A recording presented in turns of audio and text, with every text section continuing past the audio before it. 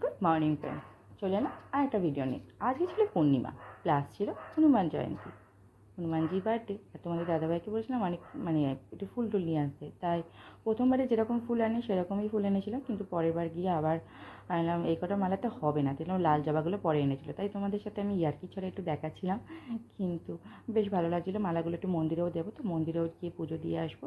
তাই এখন সব মালাগুলো ঠাকুরকে পরিয়ে আর বাইরে পড়াতে গেলাম। আমার থেকে আমার বাজরঙ্গবলী এতটা লম্বা হয়ে গেছে যে আমি হাতই পেলাম না। তো আমি পোলাকে বললাম, পোলা পরিয়ে দাও আর হ্যাপি বার্থডে বলে দাও। পোলারও স্নান হয়ে গেছে সকাল সকাল, তা ও পরিয়ে দিল। ও আবার হনুমানজির সেবাটা করে। হনুমানজিকে নাকি মেয়েরা ধরতে নেই, সেই জন্য ওই করে, ওই সেবাটা ওই করে, ওকে স্নান করানো সমস্ত কিছু করে। তাই ওর হাতেই মনে হয় নেবে। যাই হোক, ওকে দেখো স্নান টান করিয়ে ও কিন্তু ফুলের মালা টালা নতুন স্নান টান বাবা নিয়ে এসেছিলো, পরিয়ে দিয়েছে। আর সব ঠাকুরকে পুজো আমার হয়ে গেছে।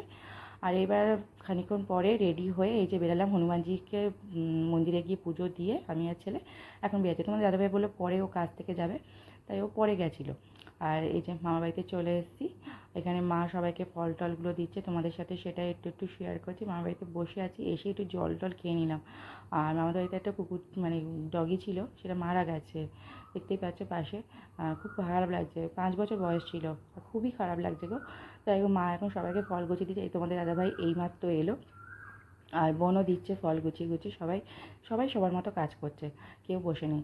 আর নারায়ণ পুজোটা না হয়েই গেছিলো, আমি যাওয়াতে নারায়ণ পুজো হয়ে গেছে, কিন্তু মন্দিরে তেমন ভিড় ছিল না, কিন্তু হয়ে গেছিলো। আমার একটু দেরি হয়ে গেছিলো যেতে যেতে।